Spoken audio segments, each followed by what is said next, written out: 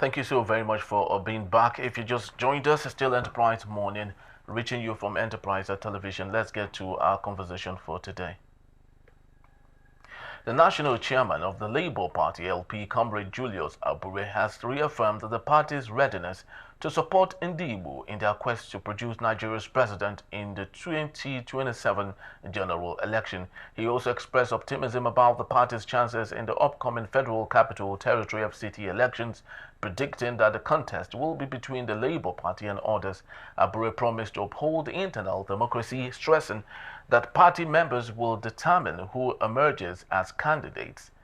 And also, in another development story, the Minister of State for Defense, Dr. Bello Muhammad Matawale, has strongly dismissed comments made by Dr. Baba Lawal concerning President Bola Ahmed Tinubu's 2027 presidential ambition.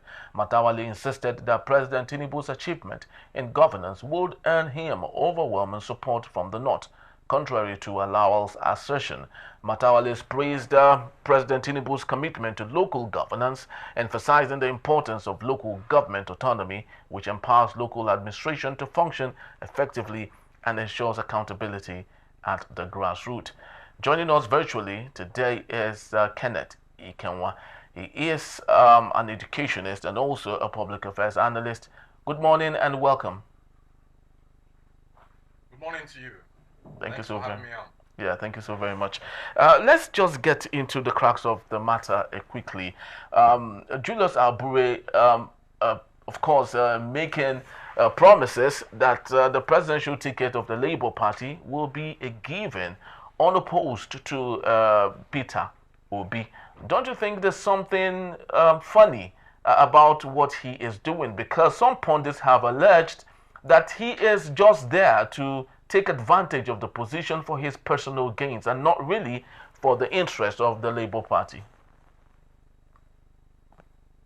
All right, Henry, thanks. It's nice to see you again, and it's nice to be on Enterprise TV again. I appreciate what you people are doing, giving a seamless, unbiased platform for people to express their views.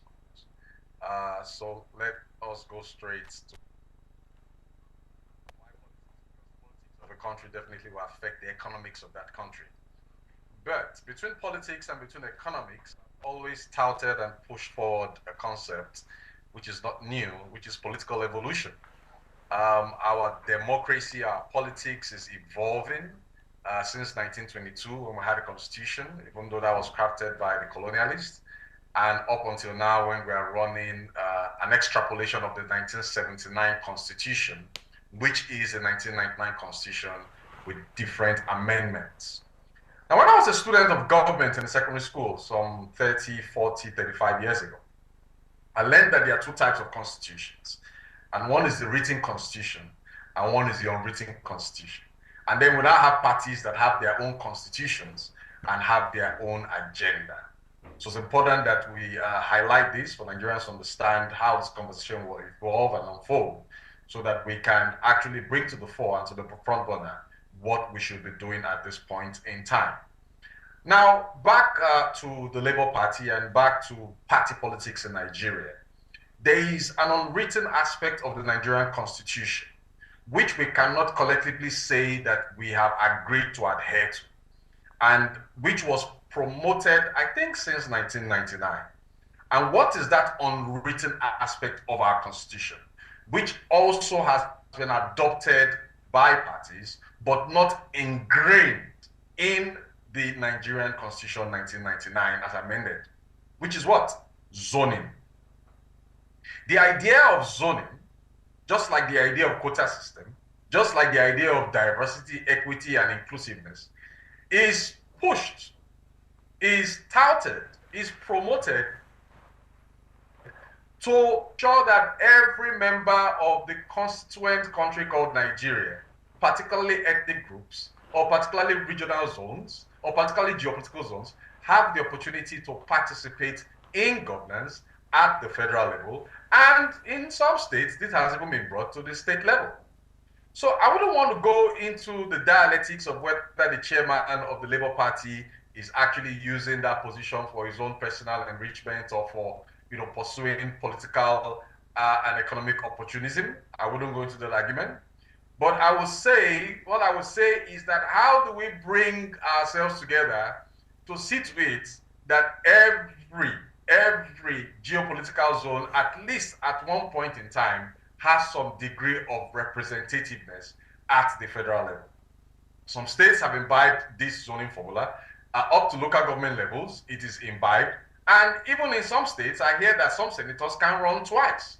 That from a particular senatorial zone, it has also been zoned to particular villages or to particular segments.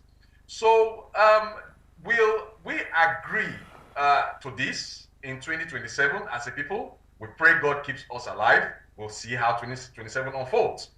But to this political calculus, there is another argument. There is a superstructure, underlying or above this argument of zoning. It is that power is usually being shared between the North and South, or power should be shared between the North and the South. And so the question is, if the South has gotten the first 4 years, and the norm in Nigeria, yet another unwritten part of our constitution, except the voters decide to rewrite that part, is that second term is an entitlement. How do you then share these votes between the West and the South? And how do you then convince, if the present president goes for another term, convince Nigerians to give another geopolitical zone from the South another 4 years or another 8 years? So the equation becomes more quadratic. It moves from being algebraic to being quadratic. The calculus becomes more of differentiation than more of integration.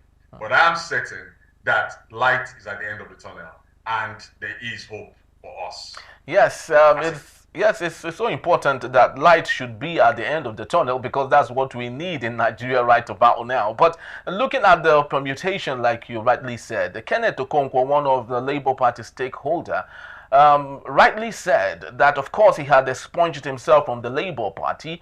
But before doing that, he said that it is not possible, it will not be possible for the Labour Party to have a chairmanship position and at the same time having a presidential ticket coming from the South. That rather the chairmanship should come from the North, and maybe the Labour Party presidential ticket would come from the South. So don't you think that is equally the DEI status you did and mentioned, which of course had not been followed by Abure, who had hold waters with the Labour Party? That position and that postulation and proposition by my namesake, Kenneth Okonkwo, is very intellectual and very fantastic. And it comes back to the zoning formula, the zoning arrangement, which we are beginning to have entrenched in our politics across all levels. It may interest you to note that even in some advanced countries, I think Switzerland, I stand to be corrected, where you have 4 major ethnic nationalities. I think you have the French, you have the indigenous Swiss, you have the Italians, and one other group. There is this arrangement for the different major ethnic nationalities of that country to have representativeness at the federal level, at the national level, per term. So it is nothing new. It is a good political innovation. But people, for their selfish, ambitious, avaricious reasons, will never promote that when it is not in their interest and when it's not in their favor.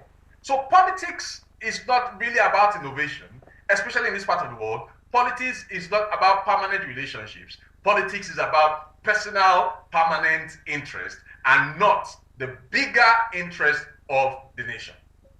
Does it make sense? If we look at the way we play our party politics in this country, right from 1966 or 1979, the chairman of the party plays a major role in that party, in promoting that party, and in ensuring that electioneering processes go to the best candidates and that there is success for that party, whatever elections that they are contesting in. So it talks about the same calculus, it talks about the same balance, it talks about the same equation.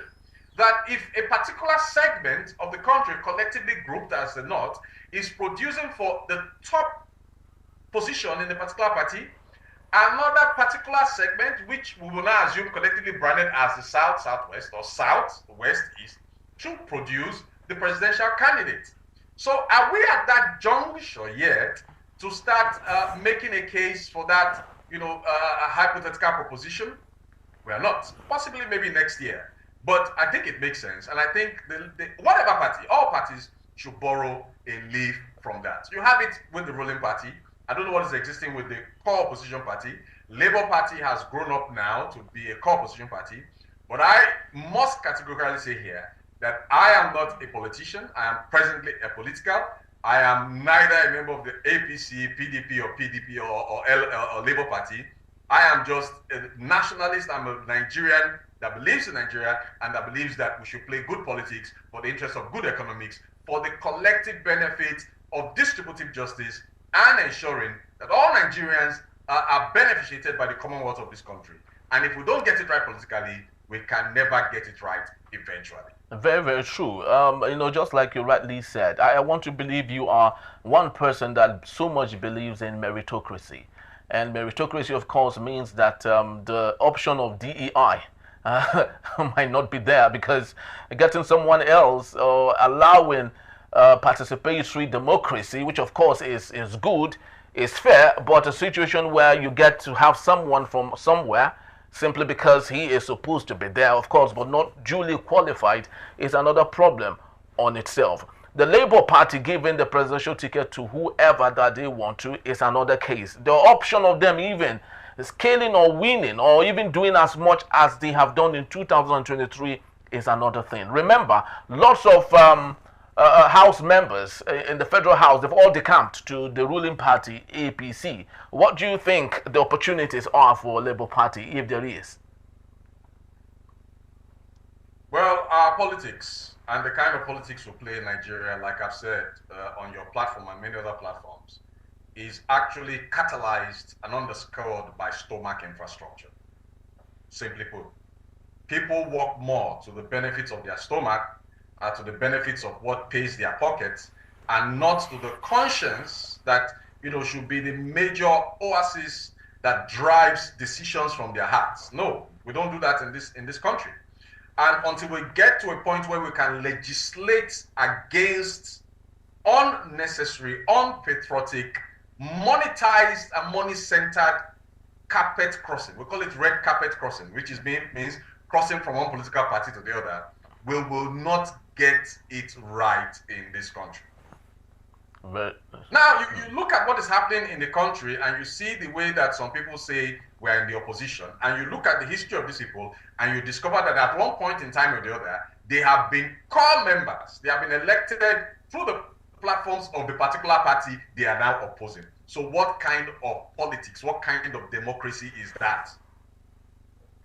Granted, the Constitution of Nigeria 1999 as amended gives room for you to, move to carpet cross the political party with specified reasons. I'm not a lawyer, so I can't give you the particular section or particular subsection, but I know it says that if there is a problem in your political party, if there's a problem of unity, if there's a problem of leadership, and so on and so forth, you have the right to move. But we have seen people move from parties simply because they want to be aligned to the ruling party at the center or at the top or at the federal level, and because they are convinced that by moving to those parties, the ruling party, they will have more benefits to bring to their constituents. That may be logical. Like I said, we're evolving. Now back to the subject matter of the Labour Party. The Labour Party did not particularly underperform in the last election because it presented itself both as the third force and both as the fourth force, whatever people decide to conceptualize that as. And it gave the ruling party, it gave other parties a run for their money, a run for their incubant, for the power of incumbency that we otherwise thought would be unshaken, even in places like Lagos.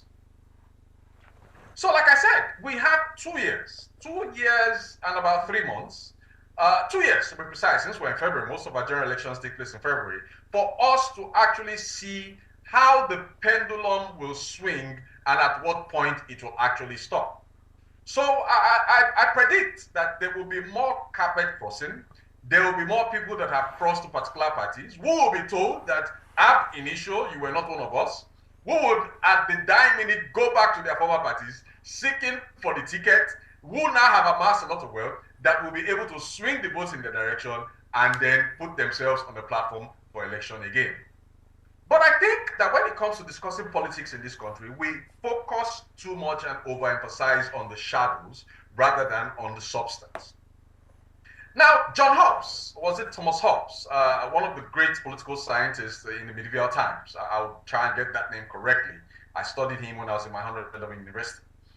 He did say that one of the reasons why the state is established is to promote a social contract for the people, which provides leadership for the purpose of developing, the potential of the people. And we now come together as a state to elect or to put somebody there to say, lead us and take us to where we cannot, on separate terms, take ourselves. What? And by this, why am I bringing this up? We keep talking about politicians, political parties, but we fail to talk about the impact of politicians, the impact of the politics and the politricks. My godmother, Barrister Mrs. Stella Diffie, wrote a book and titled it Women in Politics. We keep talking about the politics. We talk about politicians. We fail to talk about politics and the impact on the most important elements that are affected by politics, by politicians, and politics in Nigeria, which are the people, the Nigerian people. What has been the benefit of all these parties, of all these politicians, of all this carpet crossing on the people? How has the living standards of the people been emancipated? How has poverty been reduced? How do we not have good roads? How do we not have better primary health care centers? What are we doing to remunerate doctors and keep them back in Nigeria? What are we doing to remunerate lecturers? What are we doing to pay teachers well? What are we doing to plan the future for the workforce, present workforce, for the aging workforce, and for the retired? These are questions that we should bother on. These are questions we should be asking. These are the issues that should, be the harbinger of politics in this country. But we don't look at that. All we look at is people's ambitions and their right to believe they should be in a particular seat or on a particular seat of power. We must redirect the narrative, and we must redirect the narrative in the interest of the Nigerian people to ensure distributive justice and to ensure that the Commonwealth of Nigeria, saturated all over Nigeria, and all citizens can actually taste from it and benefit from it. Very true. It cannot be oversaid. We need to redirect the narrative. And just speaking about that, interestingly, on the second story that we had on, of course, we did hear Matawale saying that the North, would give President Bola Ahmed Tinubu a second term in office, of course, because what he alleged that Bola Ahmed Tinubu has done so awesomely well for the northern part of Nigeria. A house divided against itself will never hold. And while he said that, Speaker Abbas, who equally belongs to the same party, has called for urgent action on insecurity and poverty in the north. Now speak to us. Are we seeing a president who is being deceived by the lieutenants around him? Does that look like what we see?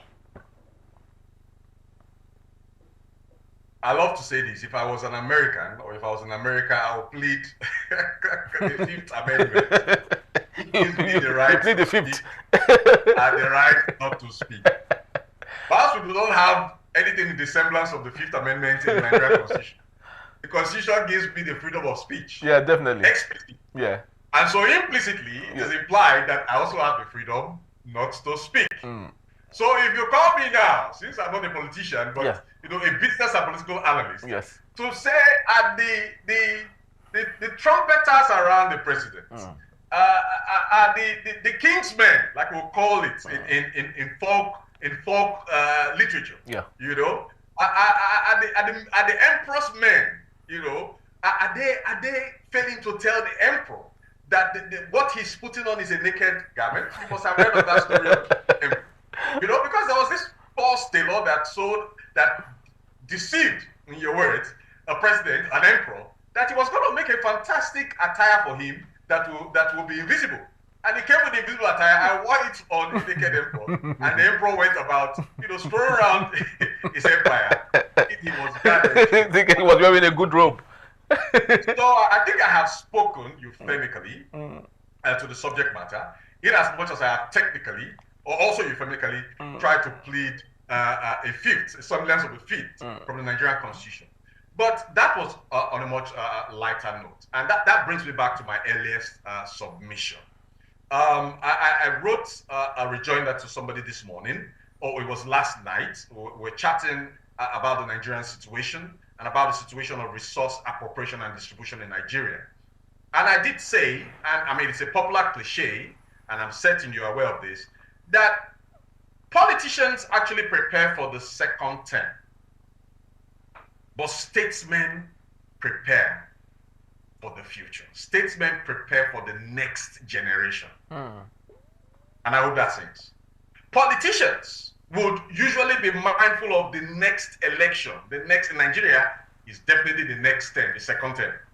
But a statesman that is on a seat of power, somebody in the semblance of Nelson Mandela, wouldn't be bothered about the next term. They did and in fact did not want a next term, but wanted a future for his people, a future for his country, and a future for Africa, and he laid that example. That brings me back to my previous submission, which is, what are the metrics of good politics in Nigeria? What should we consider as the metrics of good governance in the first 4 years? In the face of DEI, diversity, equity, and inclusiveness, which we are directly and indirectly practicing by saying the North should do 8 years, the South do 8 years. And now we're saying the East, which is part of the South technically, should be given a chance to do their own 4 years or do their own 8 years. How that becomes feasible after the next election becomes a big political equation for the 250 million Nigerians to actually solve by 2027. So to the crux of the matter, I think the best way to actually answer that question is to first of all look at the factors that drive the comments and commentary of politicians and politicians in Nigeria. One is self-interest. Two is little or no regard for the Nigerian people, their conscience, their sentiments, and their sensibilities. We are in a country now where the value of the currency has been devalued by almost 400%, and nobody's talking about that. We're in a country where people practically beg to eat, some people at least. A country that is dealing with about 63% rate of poverty, nobody's talking about that. A country where our best brains are doing everything possible to leave the country, promoting and further entrenching the Jackpot syndrome. Nobody talks about that. A country where contractors, both local and foreign, are giving contracts to repair roads, to construct roads, and they have strong with the money, or they produce substandard jobs. Nobody talks about that. A country where somebody steals chicken and is sentenced to die, and where somebody steals billions and is allowed to come from his hospital bed to the courts and faints in court and is allowed to do a plea again. Nobody's talking about that. Nobody's talking about the rate of kidnapping increasing, the rate of ritual killings increasing. Nobody's talking about that. But we're talking about the next election. So help us God. A very good ending. So help us God. But of course, as much as we pray that God would help us, it is, of course, our responsibility as Nigerians to keep saying the truth, because of, as members of the fourth estate of the realm, it's our responsibility to hold our leaders, to account, bring their feet to the fire, speak truth to authority, because that's the only way we can actually get it right and ensure that Nigeria becomes a wonderful place. Thank you so very much, Mr. Kenneth Ikenwa, for being here. We truly do appreciate you once more. Always my pleasure. Thank you. So help us God. Amen. All right, people, that's just about the time we have today. We'd love to say thank you to you once more for being here. Please do well to follow us. You can always find and reach us at enterprisetvnews.com. You may equally like, comment, and follow us on all our social media platforms at Enterprise TV 7. I am Henry Igwebike. Thank you for watching. I'll see you tomorrow. Bye-bye.